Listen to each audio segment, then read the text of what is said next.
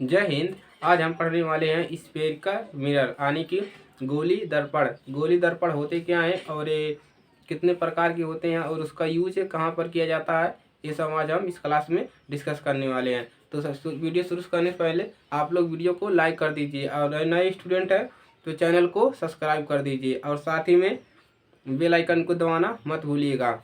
तो शुरू कर देते हैं आज की क्लास। तो आप लोग हेडिंग डाल लीजिए स्फेरिकल मिरर।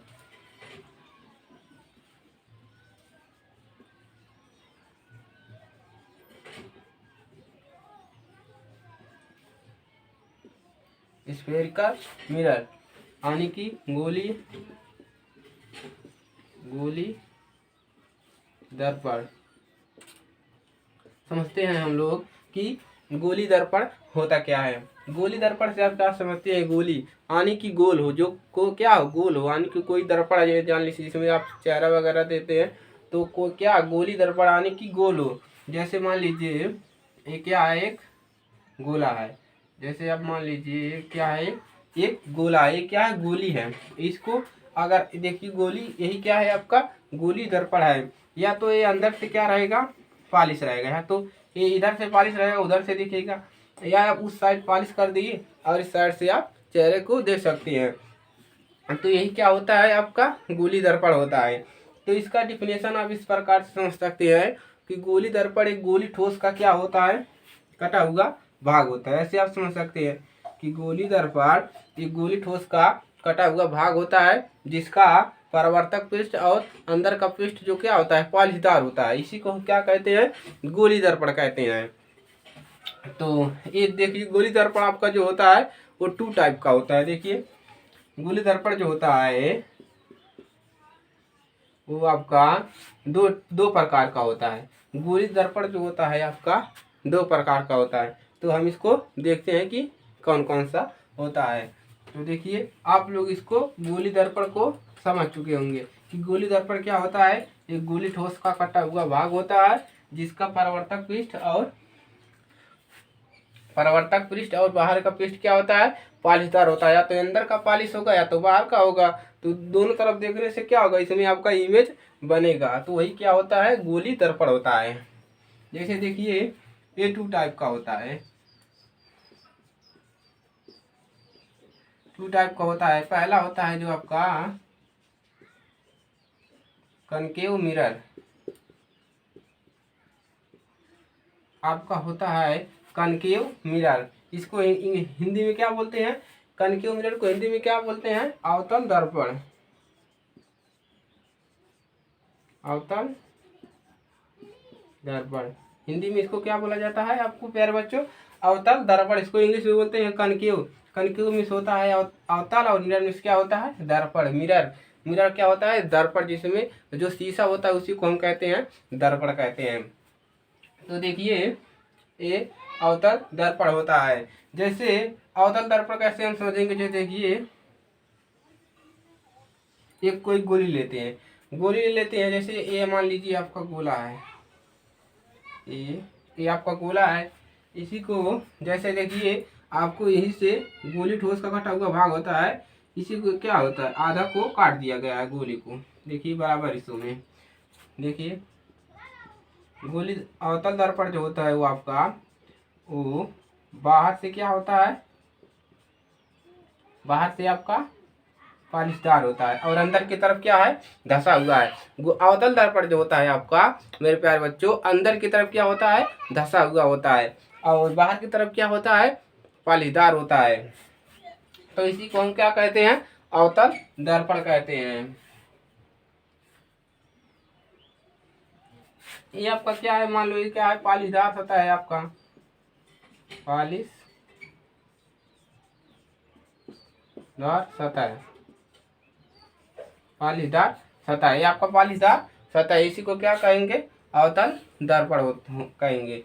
अब देखिए इसमें एक और आता है आपका उत्तल दर्पण। उत्तल दर्पण को समझते हैं, इसको आप बना लीजिए। यही आपका है अवतल दर्पण, यही आपका क्या है, अवतल दर्पण है। आप इससे पहचान लीजिए। अब हम जाते हैं दूसरे नंबर पे।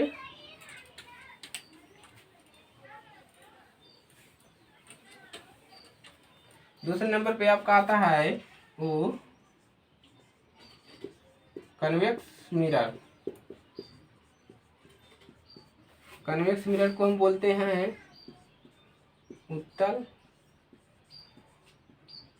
दर्पण। इसको क्या बोलते हैं मेरे प्यारे बच्चों? इसको हम बोलते हैं उत्तल दर्पण। उत्तल दर्पण जो होता है आपका, देखिए एक ये हो गया अवतल दर्पण और एक हो गया, क्या हो गया आपका? उत्तल दर्पण। ये आपका क्या हो गया?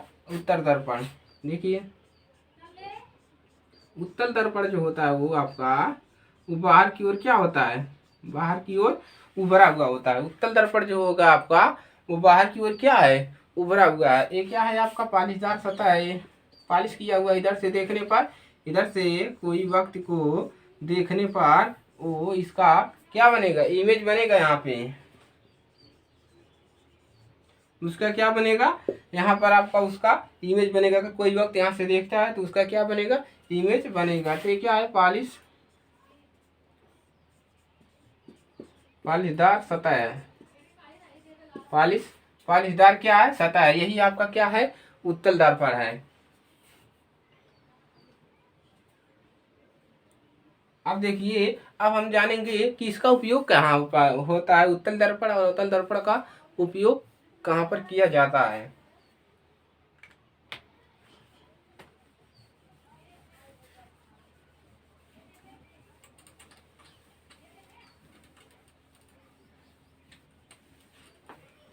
अब हम लिखेंगे कि अवतल दर्पण का उपयोग, देख लीजिए अवतल दर्पण क्या होता है? अवतल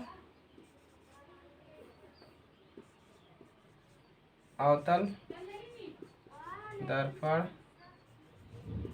का उपयोग, अवतल दर्पण का उपयोग देख लीजिए कहाँ पर किया जाता है। अवतल दर्पण का उपयोग, अब देखिए अवतल दर्पण का उपयोग आप कहाँ पर कर सकते हैं? पहले तो आप अवतल दर्पण का उपयोग कहाँ पर कर सकते हैं? पहला तो एक नंबर है आपका कि आप दाढ़ी बनाने में दाढ़ी बनाने में आप अवतल दर्पण का क्या कर सकते हैं? उपयोग कर सकते हैं। जैसे आप दाढ़ी बनाते हैं ना, आपका चेहरा दिखता है, मोटा मोटा दिखता है, तो वो क्या कर सकते हैं? आप दाढ़ी बनाने में इसका उपयोग कर सकते हैं। और इसका उपयोग आप नाक और क्या कहते हैं, कान की जांच कराने में कर सकते हैं। कि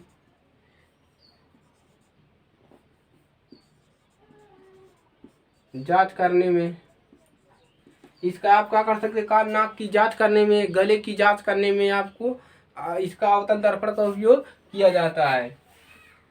और इसका उपयोग आप टार्च में भी किया जाता है। जैसे टार्च में किया जाता है, टार्च में इसका उपयोग टार्च में भी किया जाता है। और इसका उपयोग क्या सर्च लाइट में भी किया जाता है। इसका उपयोग सर्च लाइट में भी किया जाता है। जैसे सर्च लाइट होता है ना, सेटेलाइट नहीं, सर्च लाइट, इसका उपयोग सर्च लाइट में भी किया जाता है। और इसका ये देखिए, ये प्रकाश को क्या करता है? अवतल दर्पण जो होता है, अगर आप प्रकाश के सामने लगा देते हैं तो प्रकाश को क्या कर देता है? एक केंद्रित कर देता है, यानी कि एक जगह पर केंद्रित कर देता है। तो इसका कह सकते हैं कि प्रकाश को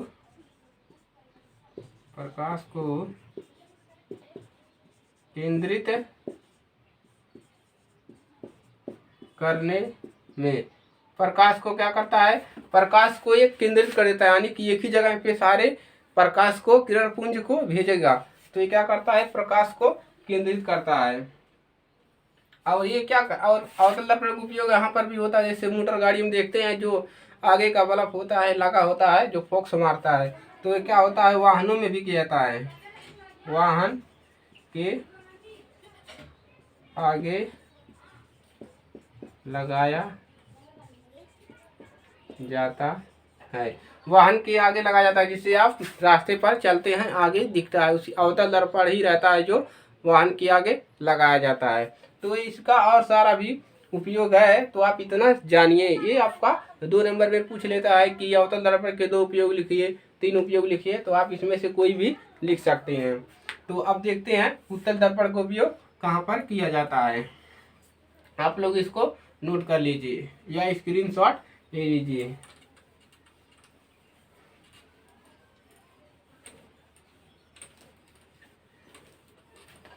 अब देखते हैं उत्तल दर्पण का उपयोग।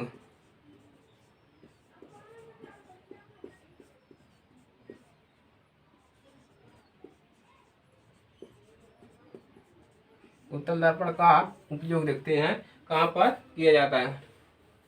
इसका उपयोग देख लीजिए, वाहन के पार्श्व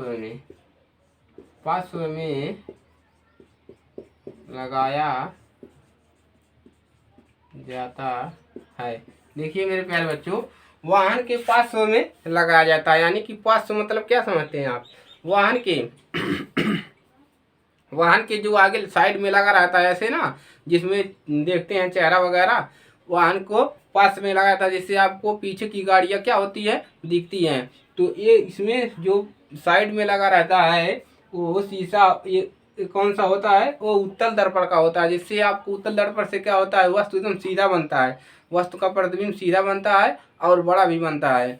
तो इसीलिए इसमें उत्तल दर्पण का उपयोग सभी गाड़ियों में साइड में लगाया जाता है। तो यही उत्तल दर्पण का उपयोग है, और इसका और भी उपयोग है। तो आप इतना जानिए कि वाहन के पास में लगाया जाता है, यानी कि साइड में लगाया जाता है। तो आज के लिए सिर्फ इतना ही। अगर ये मेरी क्लास अच्छी लगे तो वीडियो को लाइक कीजिएगा, और नए स्टूडेंट हैं तो चैनल को सब्सक्राइब कीजिएगा। तो मिलते हैं नेक्स्ट वीडियो में, तब तक के लिए जय हिंद, वंदे मातरम।